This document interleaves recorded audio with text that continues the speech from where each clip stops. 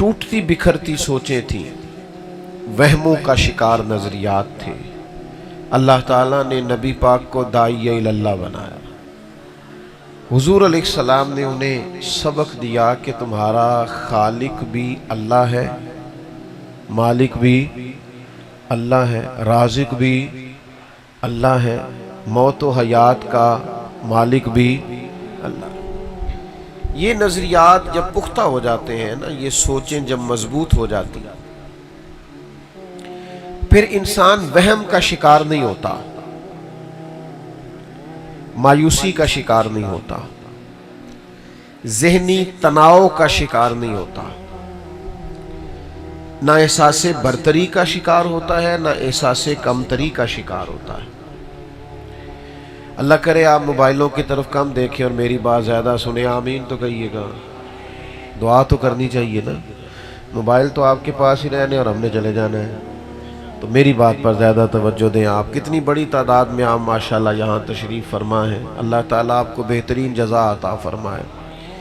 तो चंद एक बातें बड़ी काबिल तवज्जो हैं कि जब ये अकीदे पक्के हो जाते हैं ना, फिर इंसान किसी किस्म की भी ज़हनी कमज़ोरी का शिकार नहीं रहता। आज जिस दौर में हम रह रहे हैं, इसमें हर बेदीन को, हर बद मज़हब को, हर बदअकीदा को गुंजाइश मिल जाती है हमारे जहन से खेलने की। उसकी वजह ये होती है कि हम नज़रियाती पुख्तगी का शिकार नहीं होते। जब हम ज़हनी तौर पर, नज़रियाती तौर पर ताकतवर होंगे, यानी जिस बंदे का ये ख्याल होना कि मेरा मालिक अल्लाह है, फिर वो गैरों से डरा नहीं करता। जिस बंदे का ख्याल होना मेरा राज़िक अल्लाह है, फिर वो कभी लुक़मा हराम की तरफ नहीं जाता। फिर वो शख्स कभी भी किसी के पैसे देखकर परेशान नहीं होता, वो कहता मेरा राज़िक तो अल्लाह। जब ये यकीन पैदा हो जाता है कि जिंदगी और मौत का मालिक और खालिक अल्लाह है, फिर मौत से डर नहीं आता, फिर तो कई दफा मौत से प्यार हो जाता है। अच्छी मौत और वो मौत जो विसाल का सबब बने, वो दिल को लुभाने लगती है। मौत तो मोमिन के लिए तोहफा है। जब आप हुजूर की इस शान को देखते हैं ना कि नबी पाक ने लोगों को मजबूत कर दिया। आप जरा देखिए, 313 लोग, 6 जिरहें, 8 तलवारें, चंद घोड़े बदर के मैदान में निकले। और हाल ये है कि अबू जहल ने जब पता किया कि इतने लोग हैं, तो कहने लगा कि इस तरह करना, जंग इनसे क्या करनी है, इन्हें घोड़ों की पुश्तों पर बांध के सुबह मक्के ले जाएंगे, वहां जाके देखेंगे इनके साथ क्या करना है। तो वो जासूस कहने लगा सुन तो ले पूरी बात, है 313, पर वापस जाने का किसी का भी इरादा नहीं। जिसके पास से गुजरे हैं मुसल्ले पे बैठा है, शहादत की दुआ मांग रहा है। जब आप ये आजकल ना, एक तो ये बदअकीदगी का तूफान, अल्लाह माफ करे, इल्हाद का तूफान, फिर लोग गरीबों के एहसासात से खेलते हैं। वो कहते हैं देखो फलाना अमीर हो गया, उसने कोशिश की, उसने जद्दोजहद की, माज़अल्लाह कुछ ये भी कहते हैं उसने गलत रास्ता इख्तियार किया। तुम तो अल्लाह के मानने वाले हो, दीन के मानने वाले हो, इबादत करने वाले हो, फिर भी गरीब क्यों हो? उन्हें कहेंगे हमें हमारे नबी ने बड़ा पुख्ता कर दिया। हुजूर कायनात के मालिक हैं, पर अल्लाह की बारगाह में दुआ मांगते हैं, या अल्लाह एक वक्त रोटी देना और एक वक्त फाका देना। जिस गरीबी में हम जी रहे हैं, ये गरीबी तो मेरे नबी की पसंद है, हुजूर ने इख्तियार फरमाई। तो याद रखिएगा कि एक तो ये लोग ज़हनों से खेलते हैं, फिर हमारे यहाँ आपको पता है बाबाओं का भी दौर है। उनके पास लोग तावीज़ लेने जाते हैं, दम कराने जाते हैं। चाहिए ये था कि वो ज़हनों को पुख्ता करते। वो कहते हैं कि तेनू तो किसे कुछ कीता है। अब कोई ना कोई मुखालिफ तो होता ही है, तो बंदा फौरन सोचने लग जाता है फलाने ने कराया है। और फिर एक और बड़ी खौफनाक बात सुनने को मिलती है, कहते हैं बंदिश हो गई है। تیرے رزق کی بندش ہے، اچھی طرح سوچ سمجھ کے ایک بات مجھے بتانا، ایسا ہو سکتا صحیح ہے ویسے کہ اللہ نے کسی بندے کی طرف رزق بھیجا ہو اور کسی بندے نے رستے میں روک دیا ہو؟ نہیں سمجھ آئی بات کی شاید۔ اللہ نے بندے کی طرف بھیجا ہے کہ فلاں بندے کی طرف رزق جائے گا اور درمیان میں کسی نے بندش کرا دی۔ آپ کیسی بات کرتے ہیں؟ آپ کس طرح اتنے کمزور ہوتے ہیں؟ یہ ہمارے صوفیاء، یہ تصوف، یہ طریقت، یہ پیری مریدی، یہ تو ذہنی طور پر طاقتور کرتی ہے بندے، یہ تو توحید کی میچ چکھا دیتی۔ یہ تو وہ فقر ہے جو جناب ابو ذر کا فقر ہے، فقر ابو ذر ہے، یہ تو بندے کو بے نیاز کر دیتا۔ تو یاد رکھیے گا کہ اللہ کے رسول صلی اللہ تعالی علیہ وسلم نے ہمیں داعیہ اللہ بن کر ذہن سازی کی، حضور نے ہمیں مضبوط کیا، ہماری اللہ کے محبوب نے تربیت کی۔ یعنی جب سے دیکھا ہے لباس بشری میں تمہیں، ہر فرشتے کی یہ خواہش ہے کہ انسان ہو جائے۔ حضور نے اس طرح کی گھر میں فاقہ کشی فرمائی کہ فاقے سے پیار ہو گیا دنیا میں، سادہ طرز زندگی اختیار فرمایا جو آسان ہوتا ہے، اور ذہنی طور پر لوگوں کو دیکھیں نا، لوگ غربت دیکھ کے روتے۔ دیکھیں میں یہ نہیں کہہ رہا کہ آپ غریب ہیں تو امیر ہونے کی کوشش نہیں کرنی چاہیے، جدوجہد کریں، کوشش کریں، لیکن ایک اور پہلو بھی ہے اس کا، اس کو بھی ضرور ذہن میں رکھیں۔ حضور علیہ السلام موٹے بان کی چارپائی پہ آرام فرما تھے۔ آپ کا نہیں مجھے پتا آپ یہاں کیا کہتے ہیں، ویسے ہمارے ہاں موٹے بان کی جو پرانی چارپائیاں ہوتی تھی اسے کہتے تھے مونج دی منجی، یہاں بھی یہی کہتے ہیں؟ چلو ہلکا ہلکا بولو یار، یہی کہتے ہیں؟ چلو ٹھیک۔ تو موٹے بان کی چارپائی ہوتی تھی تو اس پر کبھی گرمیوں میں لوگ کرتا اتار کے یا باریک کرتے کے ساتھ لیٹتے تھے تو اٹھتے تھے تو پشت پر نشان پڑ جاتے تھے۔ تو صحیح بخاری میں موجود ہے، نبی کریم صلی اللہ تعالی علیہ وآلہ وسلم آرام فرماتے موٹے بان کی چارپائی پہ، جناب عمر ملنے آئے تو سرکار جناب عمر کی ملاقات کے لیے اٹھ کر جب بیٹھے تو حضور کی پشت مبارک پر موٹے موٹے نشان تھے چارپائی کے۔ اب جناب عمر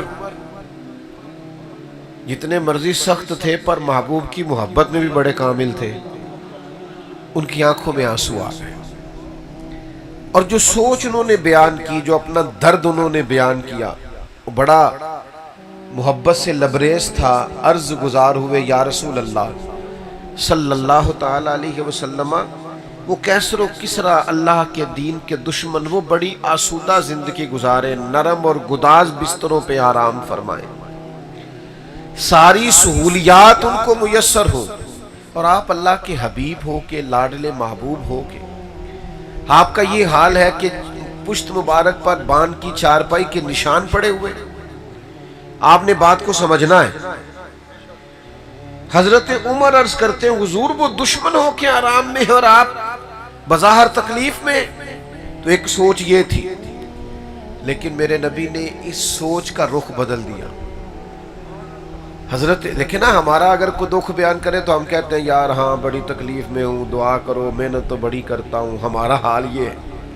لیکن رسول اللہ صلی اللہ تعالی علیہ وسلم چونکہ داعیہ اللہ ہے، حضور نے زاویہ نگاہی بات کا بدل دیا، سوچ کے دھارے بدل دیے۔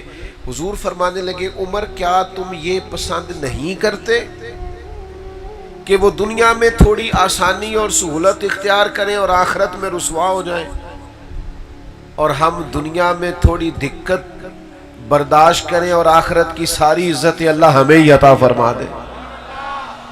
ہمیں آخرت کا سکھ درکار ہے۔ آخرت، دنیا میں جو لوگ سکھ تلاش کرتے ہیں وہ بہت سارے دھوکے میں ہوتے ہیں۔ کیوں؟ اس لیے کہ پیدا کرنے والا کہتا ہے لَقَدْ خَلَقْنَا الْإِنسَانَ فِي كَبَدٍ،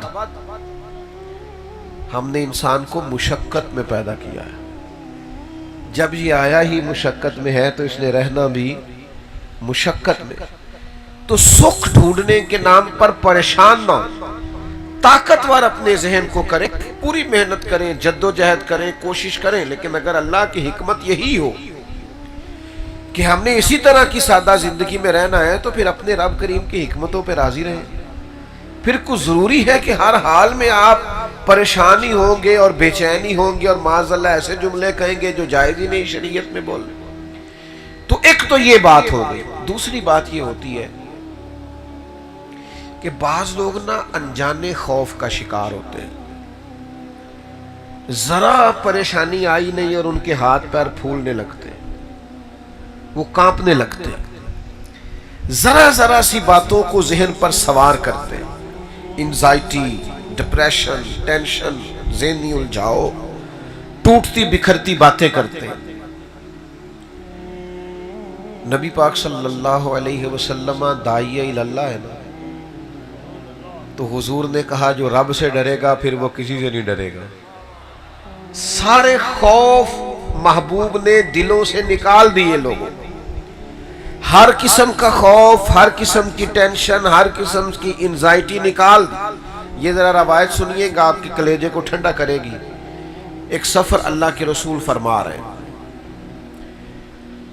تو چونکہ پیدل سفر تھا, گھوڑے پہ سفر تھا, تو کچھ صحابہ کہتے ہیں ہم پر تھکاوٹ کے آثار ہوئے, تو طے یہ پایا کہ کچھ دیر آرام کر لی جائے.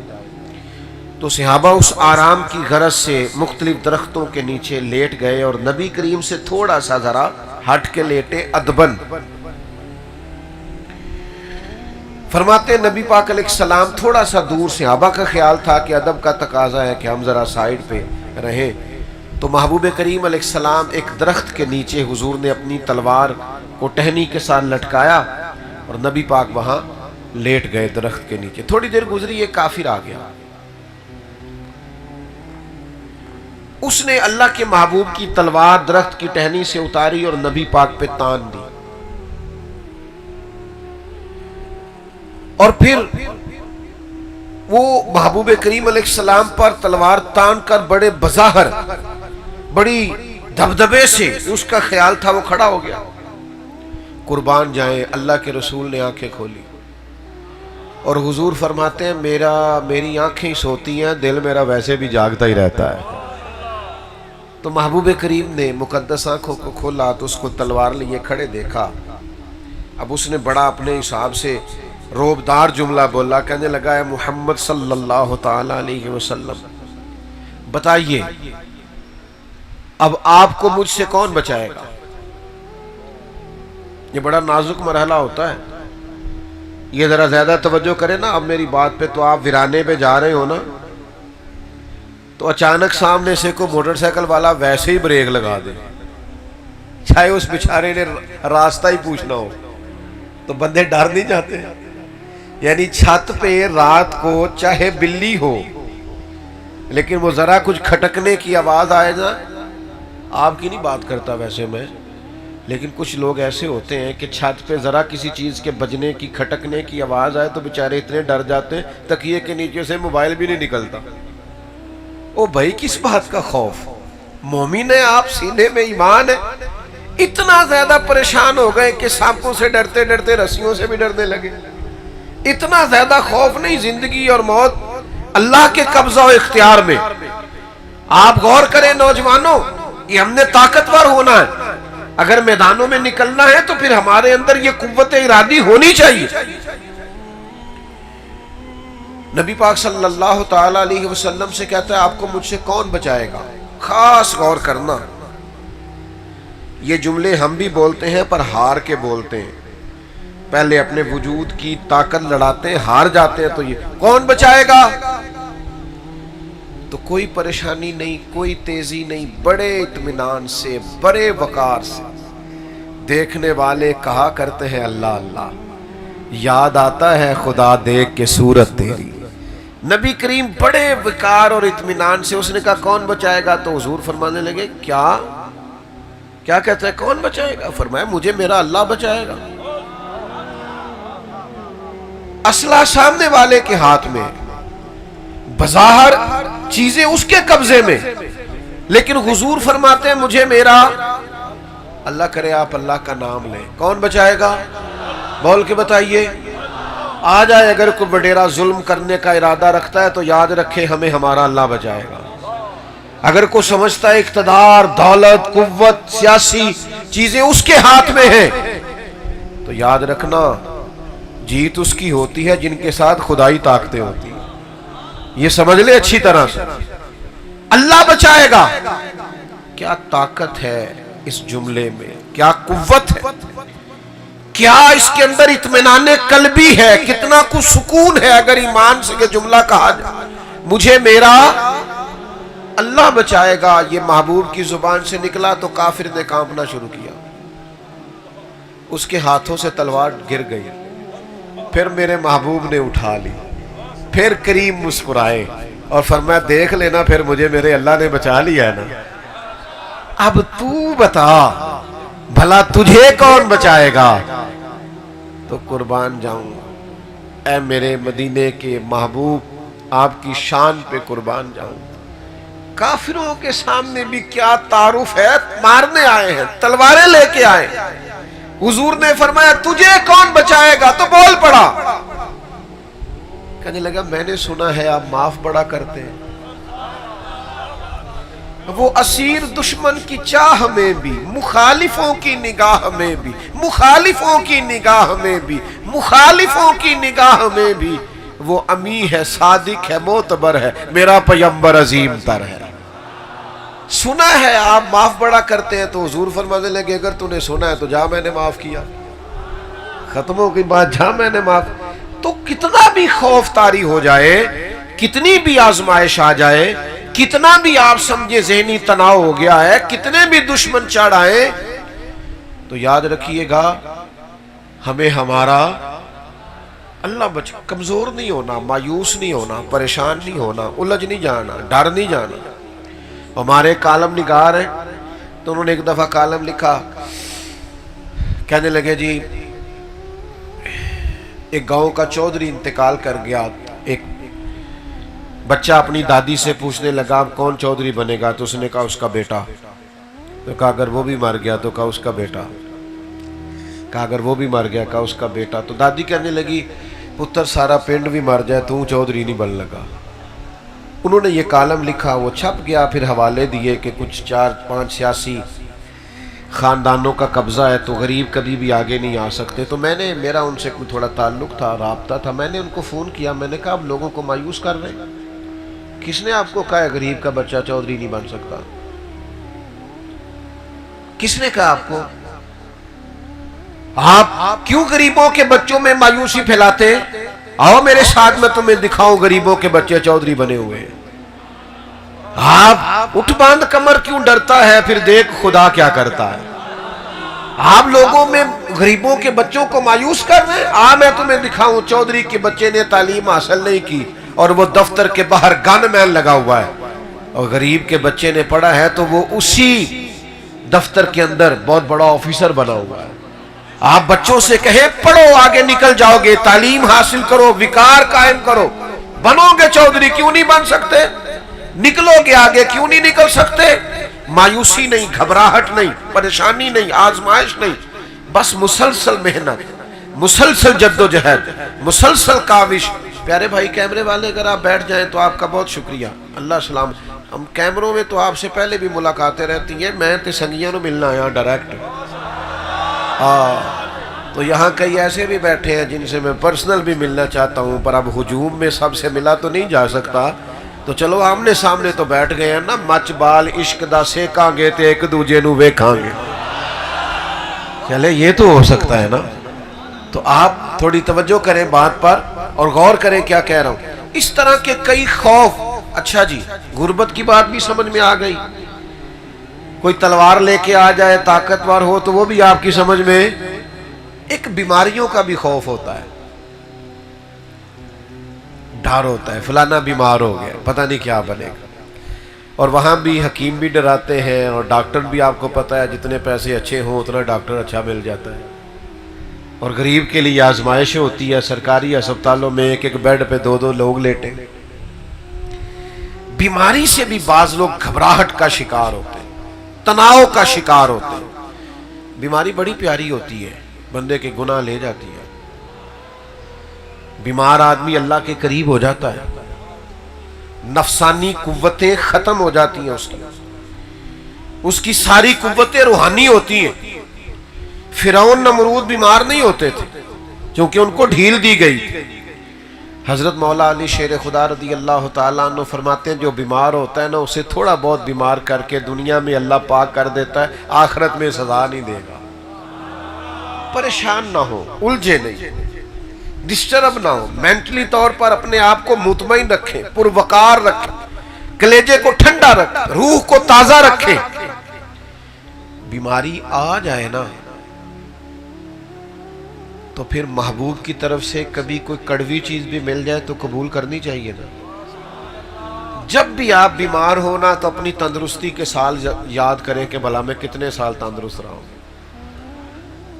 تو بھئی تھوڑی بہت بیماری آ گئی تو ڈسٹرب ہو جانا, پریشان ہو جانا, الجھ جانا, خوف کھانا, پتہ نہیں اب کیا بنے گا, پتہ نہیں بچوں گا کہ نہیں بچوں گا, یہ درست. بھئی جس رب نے محبوب نے کرم نوازیاں کی تھی اس نے تھوڑی سی تکلیف بھی دے دی تو قبول کرنی چاہیے نا, قبول کرنی چاہیے نا. محمود غزنوی نا کنو کھا رہے تھے, مالٹا, تو انہوں نے ایک ٹکڑا مالٹے کا سب سے پہلے نکال کے نا ایاز کو دیا تو ایاز گٹ گٹ کر کے کھا گیا. پھر اگلی کاش اگلا ٹکڑا محمود نے خود کھایا تو بڑا کڑوا تھا, تھوک دیا اور کہنے لگا یاز اتنا کڑوا تھا تم کھا گئے ہو. کہنے لگا بادشاہ تیرے ہاتھوں سے ہمیشہ میٹھے ملے, اب ایک کڑوا آیا تھا میں تھوک دیتا تو آئینے وفاداری تو نہیں تھا. او دکھ قبول محمد بخشا, دکھ یہ قبول کا پتہ ہے نا کیا ہوتا ہے, دکھ او یار دیکھو نا میری طرف دیکھو, دکھ قبول محمد بخشا بس راضی رہن پیارے, تے جے سونا میرے دکھ وچ راضی میں سکھ نو چلے ڈاواں. بیٹھ جائیں بھائی جان, تشریف رکھیں, آپ تشریف رکھیں, اس کی ضرورت نہیں ہے, پیسے لینے تھوڑی آیا ہوں. بیٹھ جائیں آپ, اب نہ اٹھیں آپ, اللہ آپ کو سلامت رکھے. بھائی بیٹھ جائیں آپ, ہماری مان لیں, آپ تو بڑے پیارے ہیں, اللہ آپ کو سلامت رکھے. ہو گئے آپ کی طرف سے.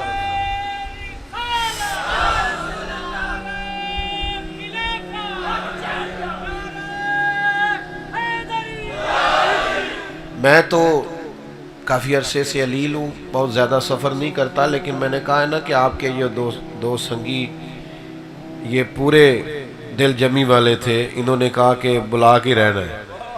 تو کئی دفعہ پیار خالص ہو تو پھر کھچاؤ بانی جاتا ہے. تو اتنا خوبصورت مجمع سجا ہوا ہے تو پیسوں کے چکروں میں ویسے بھی نہ ڈالا کریں, مولویوں, پیروں, خطیبوں, نقیبوں کو نہ ڈالا کریں. آپ کی مہربانی, تسی خرید دیو تائیں تے پھر وہ ریٹ دیں دینے, یہ چھڑ دیو نا کام تے وہ بھی سیانے ہو جائیں. اس چکر سے باہر آئیں آپ. پھر آپ کو پتہ ہے نا فرینڈ سیٹوں پہ آگے آگے نوٹوں والے بیٹھے ہوتے ہیں جی, پھر وہ نعت خاں حاجی صاحب کا نام بھی یاد کر لیتا ہے, کہتا ہے شیر حاجی صاحب دے نام ہے. وہ میں کہا ظالمہ شیر تے نبی پاک دی تعریف دا سی, حاجی دے نام کیویں ہو گیا. کروں مدح اہل دول رضا, پڑے اس بلا میں میری بلا, میں گدا ہوں اپنے کریم کا اور میرا دین پارائے نہ نہیں. تو کبھی تکلیف آ جاتی ہے, آزمائش آ جاتی ہے. نبی کریم داعیے اللہ رسول کائنات صلی اللہ تعالی علیہ وسلم نے ہمیں فکری طور پر مضبوط رہنے کا کہا ہے. آپ یہاں سے تندرست رہیں. آپ کو پتہ ہے کسی بھی ڈاکٹر کے پاس آپ جائیں تو وہ آپ سے کہتا ہے کوئی ٹینشن تو نہیں لے رہے, کیونکہ آپ یہاں سے ٹھیک ہوں گے تو بیماری چلی جائے گی. کچھ لوگ ذہنی طور پر دیکھیں نا, ڈاکٹر نے کہا ہے کہ آپ کی رپورٹیں ٹھیک نہیں ہیں تو کچھ لوگ سن کے ہی ختم ہو جاتے ہیں, اور کچھ کہتے ہیں ڈاکٹر صاحب آپ جو بھی کہہ رہے ہیں اپنے علم کے مطابق کہہ رہے ہیں نا, ہوگا تو وہ جو میرا رب چاہے گا. کمزور نہ پڑے, آپ ذہنی طور پر توانا رہیں, اور اپنے بزرگوں کو بھی جو بیمار ہوں, کمزور ہوں, ان کو بھی کہیں کہ اللہ پہ بھروسہ رکھیں, مضبوط رہیں, دوائی کا استعمال ضرور کریں لیکن کمزور نہیں پڑنا, ضعف اعتقادی کا مظاہرہ نہیں کرنا. یہ باباؤں کی باتیں اللہ ماشاءاللہ ان پڑھوں کی, تینوں کسی تویز کراتے نے, فلاں نے نظر لگا دی ہے, اتنی بازوں کا تکلیف ہوتی ہے. رب کا بندہ ہو کے گیا ہے اور لوگ کہہ رہے ہوتے ہیں فلانا ہو کے گیا ہے تو میرا کام خراب ہو. خدا کے بندوں, آپ اس طرح اللہ کے بندوں کی نفرت پیدا کریں گے اپنے دل میں؟ یہ انداز تو دل کو کالا کرنے والا ہے. اس سے تو آپ کی شخصیت میں وہ حسن نہیں رہے گا جو ایک مومن کی شان ہے۔ ذرا حدیث پاک سنیے، بخاری میں موجود ہے۔ ایک خاتون نبی کریم علیہ السلام کی عالی مرتبت بارگاہ میں حاضر ہوئی، عرض کیا یا رسول اللہ صلی اللہ تعالی علیہ وسلم، مجھے مرگی کا مرض ہے حضور، میں بڑی تکلیف میں ہوں، جب یہ پریشانی ہوتی ہے، آزمائش ہوتی ہے تو میں بڑی تکلیف محسوس کرتی ہوں، میرے لیے دعا کر دیں۔ اور میرے نبی کی بارگاہ جو ہے نا وہ کان شفا ہے، وہاں سے ساری شفائیں نکلتی۔ حضور تو کسی کی ٹوٹی ہوئی پنڈلی پر لعاب دہن لگائیں تو اللہ شفا عطا کر دیتا۔ حضرت مولا علی شیر خدا رضی اللہ تعالیٰ عنہ کی آنکھوں پر لعاب دہن لگائیں تو اللہ تعالیٰ شفا عطا کر دیتا۔ اللہ تعالیٰ نے محبوب کریم علیہ السلام کے پورے وجود کو شفا بنایا، حضور گزر جائے تو شفا ہو جاتی۔ ان کی مہک نے دل کے گنچے کھلا دیے، وہ جس راہ چل دیے ہیں کوچے بسا دیے۔ تو خاتون نے عرض کی یا رسول اللہ میں بیمار ہوں، دعا کریں۔ آپ نے مزاج کو سمجھنا ہے۔ میں نے کہا کہ حضور داعیہ اللہ ہے تو ذہن سازی کرتے ہیں، بندوں کو اللہ سے جوڑتے ہیں۔ ان کے اندر جو فکری کمزوری پیدا ہو رہی ہے یا ذہنی تناؤ پیدا ہو رہا ہے یا کوئی ضعف اعتقادی آ رہی، اس کو کریم نکال دیتے۔ یا رسول اللہ صلی اللہ علیہ وسلم میں بیمار ہوں، تو حضور تو سب کے لیے دعا کرتے، شفا ہو جاتی۔ اس خاتون سے کریم نے پتہ کیا فرمایا؟ فرمایا ایک بات نہ کروں آپ سے؟ عرض کی یا رسول اللہ کیجئے۔ تو حضور فرمانے لگے اگر آپ کہیں تو میں دعا کرتا ہوں، اللہ شفا دے گا، اور اگر آپ کریں صبر۔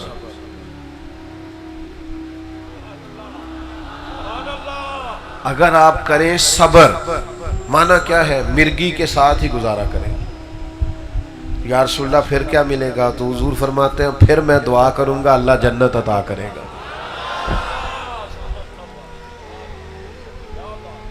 مطلب ہمیں کو بندہ پوچھے نا، کوئی بزرگ کہہ دیں گھٹنے میں درد ہو رہی ہے کہ شفا کے جنت، ایسی کہنا ہے گھوڑے دا کچھ کرو نا۔ ہمارا فلسفہ کچھ اسی طرح کا ہی ہے، ہم معاذ اللہ آخرت کو ادھار سمجھتے۔ نبی پاک صلی اللہ تعالی علیہ وسلم نے فرمایا اگر تو کہے تو دعا کرتا ہوں، اللہ شفا دے گا، اور اگر کرے صبر پھر جنت کی دعا۔ تو یہ ہے عقیدہ، یہ ہے نظریہ، یہ ہے آخرت پر یقین، یہ ہے جنت کی نعمتوں کا شوق، یہ ہے نبی پاک علیہ السلام کے وعدوں پر کامل یقین۔ خاتون ہے، حالانکہ عورتوں میں اللہ ماشاءاللہ حوصلہ بھی کم ہوتا ہے، فرمایا شفا کے جنت، تو بخاری میں موجود ہے۔ عرض کرنے لگے یا رسول اللہ آپ دعا کریں اللہ جنت ہی عطا کرے۔ بہت بڑی بات اس خاتون نے کی، اگر آپ سمجھیں وہ زبان حال سے کہہ رہی ہے میں مرگی کے ساتھ عمر گزار دوں گی، ساری مرگی کے ساتھ، تھوڑی سی تو عمر ہے گزر جائے گی، لیکن جنت چاہیے۔ جنت یہ کن لوگوں کی بات ہے؟ جو عقیدوں کے پکے ہیں، آخرت پر یقین کامل ہے، جنہیں نظریاتی طور پر توانائی حاصل ہے، نہ ڈگمگاتی باتیں کیا کریں، نہ کچی پکی باتیں کیا کریں، نہ ذرا سی پریشانی آئے تو ہر وقت رونا دھونا شروع کر دیا کریں۔ اپنے آپ کو مضبوط کریں، طاقتور کریں، مومن ہے۔ ہمارے پاس سب سے قیمتی خزانہ سینے میں ایمان ہے۔ ہمیں اتنی جلدی گھبرانا نہیں چاہیے، اتنی جلدی الجھنا نہیں چاہیے، اتنی جلدی ذہنی تناؤ کا شکار نہیں ہونا چاہیے۔ اللہ کے رسول نے دعا کر دی جنت کی، تو وہ خاتون عرض کرنے لگے یا رسول اللہ صلی اللہ علیہ وسلم جب مجھے مرگی ہوتی ہے نا تو میرے جسم سے کپڑا ہٹ جاتا ہے، میں عورت ہوں تو مجھے حیا آتی ہے، دعا کر دے میرے جسم پہ کپڑا قائم رہے۔ اللہ کے رسول نے دعا کر دی، اس کا ستر مالک قائم رکھنا۔ صحابہ فرماتے ہیں جتنی بھی مرگی ہوتی تھی کپڑے جسم سے جڑے رہتے تھے، دیر تک وہ بوڑھی اماں حیات رہیں۔ جب کوئی باہر سے آتا تھا تو لوگ پوچھتے تھے جنتی عورت کو دیکھنا ہے؟ خواتین کہتی دیکھنا ہے، تو کہتے اس بوڑھی کو دیکھو، اسے محبوب نے دنیا میں جنت کی بشارت عطا فرمائی۔ کیوں کمزور پڑتے ہیں بھائی؟ کیوں؟ ایک اور بات بھی کرنی ہے آپ سے. تھک تو نہیں گئے آپ لوگ؟ شہرت پانے کا، دولت پانے کا، اقتدار میں جانے کا، آگے نکلنے کا کوئی چور رستہ نہیں اختیار کرنا. جو آوارہ خیالی آج ہمارے اندر آ گئی ہے نا کہ ہمیں مشہور ہونا ہے سوشل میڈیا پہ چاہے کچھ بھی کرنا پڑے، یہ مومن کی شان اور وقار کے خلاف ہے. آپ وزاداری کو کبھی ٹھیس نہیں پہنچنی چاہیے.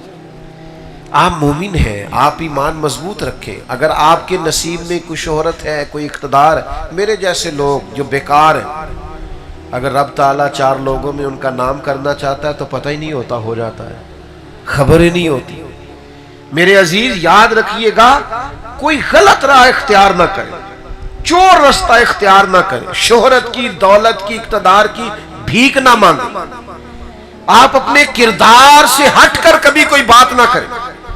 آپ زندگی کے اندر کبھی کوئی ایسا کام نہ کریں جس سے محسوس ہو کہ یہ آپ کی وزاداری کے خلاف. آپ کو شان سے جینا ہے، عزت سے رہنا ہے.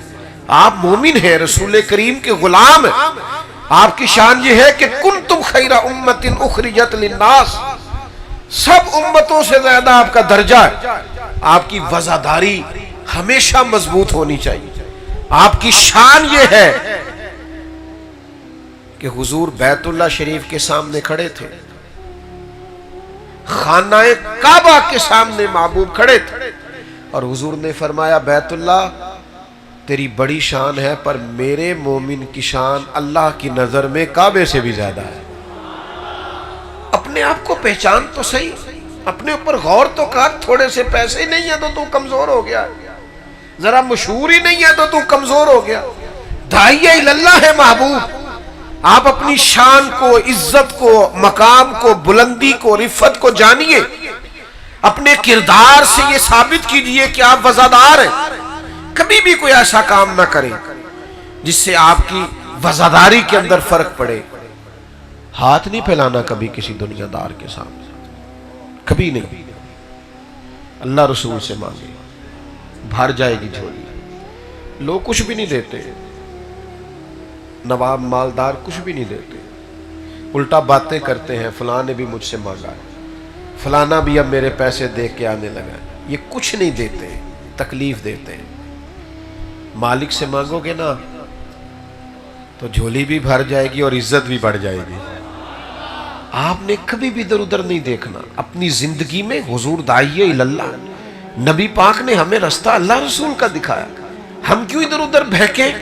یہ دیکھیے حضور کس طرح طاقتور کرتے. حضور نے صحابہ سے فرمایا، حضرت حکیم بن حزام کہتے ہیں صحابہ کی ایک جماعت سے نبی پاک نے کہا میرے ہاتھ پر بیعت کرو. یا رسول اللہ ہم تو اسلام کی بیعت کر چکے، آپ کے دستے مبارک پر ہم نے جب کلمہ پڑھا بیعت کی. فرمایا دوبارہ بیعت کرو میرے ہاتھ. کس بات کی؟ نبی کریم نے بیعت لی باقاعدہ صحابہ سے. فرمایا بیعت کرو کہ کسی دنیا دار کے سامنے ہاتھ نہیں پھیلاؤ گے. گردن کو جھکا دیتا ہے خیرات کا پتھر، جہاں میں مانگنے والوں کے سر کبھی اونچے نہیں ہوتے. مرتبان میں اچار ہونا چاہیے اور بھڑولے میں گندم ہونی چاہیے. بس آپ اپنے گھر کے اندر، میں نے اپنے ابا جی سے ایک دفعہ پوچھا، ہمارے زمانے میں نا رسالے جب ہم پڑھتے تھے تو رسالے نکلتے تھے، ماہنامہ فلاں ماہنامہ، تو انٹرویو چھپتے تھے علماء کے، مشائخ کے، نامور لوگوں. تو 2-4 سوال بڑے کامن قسم کے ہوتے تھے. آپ کو پھول کون سا پسند ہے، کھانے میں کیا پسند ہے، رنگ کون سا پسند ہے. یہ 2-4 سوال سبھی سے ہوتے تھے. تو وہ ہم پڑھتے رہتے تھے. تو بچپن تھا تو میں نے اپنے والد صاحب سے کہا کہ ابا جی تو ہم کھانے جی کی پسند ہے. تو فرمان لگے پتر بھوک لگی ہوئے تو سارا خوشی. نہیں سمجھ آئی بات؟ بھوک لگی ہوئے تو جے بھوک نہ لگی ہوئے پھر نخرے، میں نے یہ نہیں کھانا، میں نے وہ نہیں کھانا. کبھی لگی ہو بھوک تو جو مزہ چٹنی دیتی ہے. شرط یہ ہے کہ طلب ہو، طلب نہ ہو تو پھر نخرے ہی نخرے. تو میرے عزیز ہاتھ نہیں پھیلانا. اچار ہے، چٹنی ہے، گندم ہے، گھر میں آٹا پڑا ہے، طاقتور ہے آپ. کبھی کسی شب بے نیاز ہو جائیں اور جا بھائی پیسے ہوں گے تو تیرے ہیں، ہمارے رب نے جہاں ہمیں رکھا ہے کمال رکھا ہے. او خدا جانے بلندی ہے کہ پستی پر جہاں میں ہوں وہاں کوئی نہیں ہے. میرا میرے رب سے جو تعلق ہے، جو رسول کائنات سے غلامی کا رشتہ ہے، جو اولیاء اللہ سے نیاز مندی ہے، وہ کسی کی بھی نہیں. یہ ہم سب کا عقیدہ ہونا چاہیے. تو عزیز طاقتور ہو، کمزور نہ پڑے. نبی کریم نے بیعت لی صحابہ سے، بیعت کرو، کسی دنیا دار کے آگے ہاتھ نہیں پھیلاؤ گے. حضرت حکیم بن حزام فرماتے ہیں پھر حال یہ تھا کہ گھوڑے پہ بیٹھے ہوتے تھے یا اونٹ پہ بیٹھے ہوتے تھے تو درہ کبھی گر جاتا تھا نا زمین پہ، درہ، تو قریب کھڑے آدمی سے کبھی نہیں کہا تھا کہ ہمیں پکڑا دو، خود گھوڑے سے اترتے تھے، خود پکڑتے تھے. تو وہ شخص کہتا ہمیں بتا دیتے. کہتے کیسے بتا دیتے؟ حضور سے وعدہ کیا ہے کبھی کسی دنیا دار سے سوال نہیں کرنا. ہم کمزور پڑتے ہیں، کمزور پڑتے ہیں. ہمارے استاد فرمایا کرتے تھے یہ کہنا چھوڑ دو بچے کل کو میرا سہارا بنے گے. کیوں آپ بچوں کو اس چکر میں ڈالتے ہیں کہ تم نے سہارا بننا ہے؟ سہارا اللہ رسول کا ہی صحیح ہے. ہاں بچے کب سہارا بنتے ہیں؟ وہ تو شادی کے بعد اللہ ماشاءاللہ ان کے اپنے اپنے نظریات اور ذہن بن جاتے ہیں.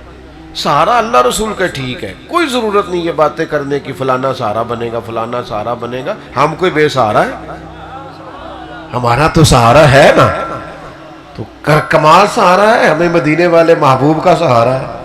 تو میرے عزیز ذہنی طور پر جو آج الجھاؤ ہے، جو آزمائش ہے، جو پریشانی، میں نے جتنا بھی مضمون بیان، آپ بولے نا جی انتظامیہ والے بھائی بول رہے ہیں، آپ لوگ بیٹھ جائیں جی سارے، یہ سرکار کی محفل ہے، ادب کے خلاف ہے کھڑے رہنا، جلدی سے بیٹھیں جلدی سے. یہ تو لوگ ہی بڑے اچھے ہیں، فوراً بات مان گئے. آپ بولے نا، اب تو ویسے بھی بات ختم کرنے لگا ہوں میں، آپ کا بڑا حسین مجمع ہے. ایک بات بالکل بات سمیٹتے ہوئے آپ کی خدمت میں یہ بھی عرض کرنی ہے کہ چونکہ ہمارا سارا کچھ رب رسول سے وابستہ ہے، غربت ہو، بیماری ہو، آزمائش ہو، کچھ بھی ہو، ہماری توجہ اللہ رسول کی طرف رہنی چاہیے. تو پھر ہمیں نہ کچھ وقت رب رسول کے ساتھ تنہائی بھی کرنی ہے.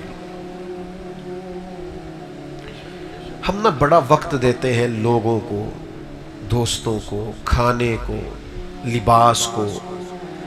کپڑے اچھے ہونے چاہیے، بہترین سلے ہوئے ہونے چاہیے، یہ والا ڈیزائن ہونا چاہیے. کچھ جوانی کے عالم میں لوگوں کو یہ بھی دیکھا ہے کتنی کتنی دیر آئینوں کے سامنے کھڑے رہتے ہیں.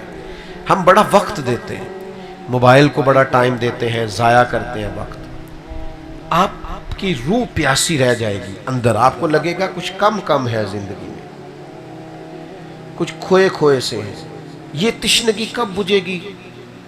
جب آپ موبائل بند کر کے دوستوں سے تعلق تھوڑی دیر کے لیے ختم کر کے اکیلے تنہائی میں مصلی بچھا کے اللہ کے حضور حاضر ہوں. آپ لمبی دعائیں مانگیں، لمبی، ہر بات کہہ دیں اللہ رسول کی بارگاہ، ہر بات، چھوٹے سے چھوٹا دکھ بھی کہہ دیں، بڑی سے بڑی تکلیف بھی سنا دیں. لوگوں کو سناؤ گے نا، راز افشا ہو جائے گا، راز کھل جائے گا. رب رسول سے کہو گے تو راز رہے گا. خوب دعائیں، خوب التجائیں، لمبے لمبے سجدے، درود و سلام کی کثرت. یہ کچھ وقت اکیلے، بہت سارے لوگ کہتے ہیں ہم فلاں پیر کے مرید ہیں، یا کہتے ہیں آپ سے مرید ہونا ہے. تو میں کہا کرتا ہوں کہ بھائی پیری مریدی کا معنی تو یہ ہے کہ بندہ اللہ والا بن جائے.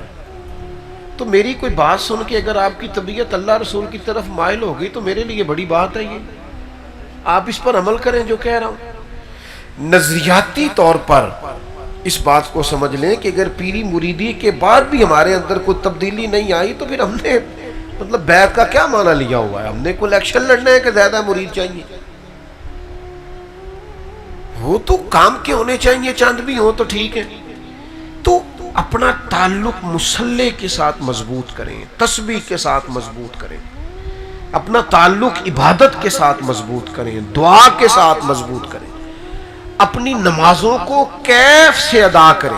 یعنی سجدے میں جائیں تو یہ نہ ہو کہ چونکہ میں نے پڑھنی ہے تو لہذا میں 2 رکعتیں، نہ ذرا تھوڑا پیشانی کو دبائیں تو صحیح، مزہ تو لیں تھوڑا سجدے.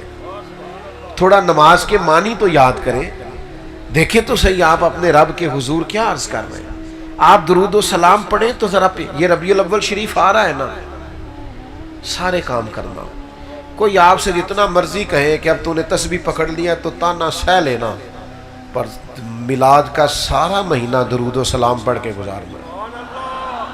آپ کی زبان بھی میٹھی ہو جائے گی درود شریف پڑھنے سے، دل بھی ٹھنڈا ہو جائے گا، اور جن پر آپ کو غصہ زیادہ آتا ہے نا ان پر بھی آپ نرم ہو جائیں گے.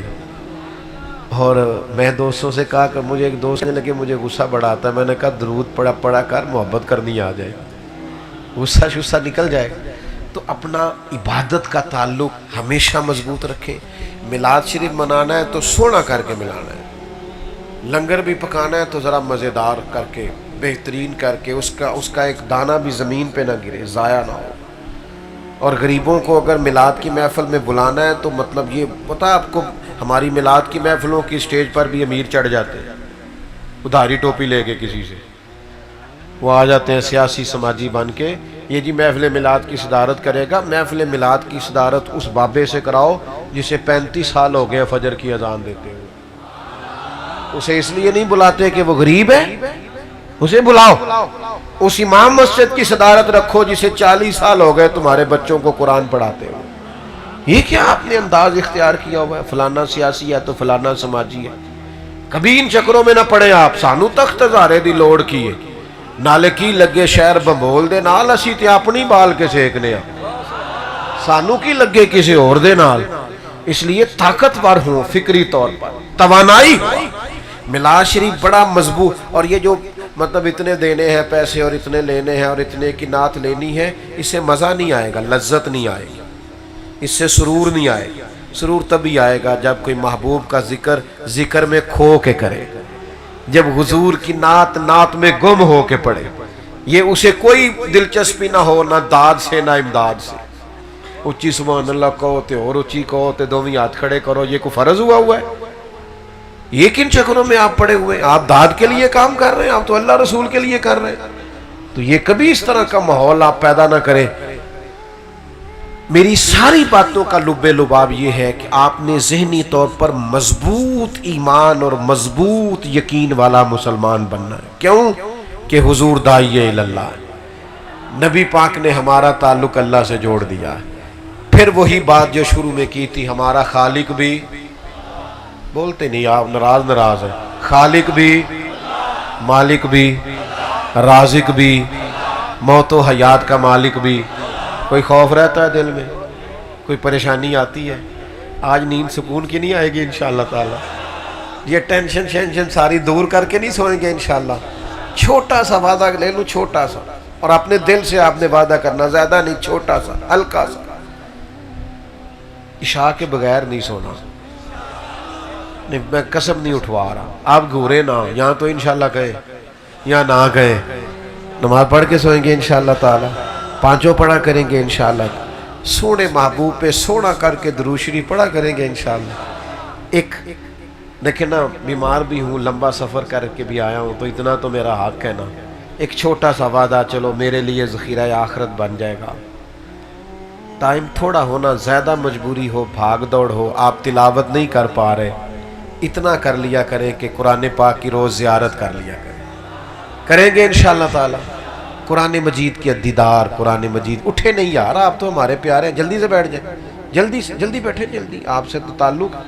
تو قرآن مجید کی زیارت اور دیدار، اس کا شرف بھی ضرور رکھیں. اللہ تعالی ہماری حاضری قبول فرمائے، اللہ برکات عطا فرمائے. حضرت دعا فرمائیں. اللہم صلی علی سیدنا و مولانا محمد معدن الجود والکرم وآلہ وصحبہ وبارک وسلم. اللہ اتنی بڑی تعداد میں مسلمان جمع ہوئے، ہم سب کا حاضر ہونا قبول فرما، ہمارے گناہوں کو معاف فرما، ہماری غلطیوں سے درگزر فرما، ہمارے علم کو نافع فرما، ہمارے اعمال کو خالص فرما، عقائد اہل سنت کی پابندی عطا فرما. اللہ جن دوستوں نے اتنی خوبصورت محفل سجائی، انہیں دین دنیا آخرت کی بھلائیاں عطا فرما.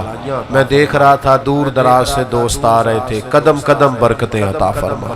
یہ لوٹ کے جائیں تو تیری رحمت کے سائے میں لوٹ کے جائیں۔ کوئی دکھی آیا ہے تو سکھ عطا کر دے، کوئی بیمار آیا ہے تو شفا دے دے، پریشان حال آیا ہے تو سکون دے دے۔ اللہ تعالیٰ امت کی خیر فرما، عالم اسلام کی خیر فرما، فلسطین کے مجبوروں کی مدد فرما، ان کی مدد فرما، ان پر فضل فرما۔ بڑا زمانہ بیت گیا انہیں تکلیف میں، مالک اپنے غیبی خزانوں سے ان کی مدد فرما۔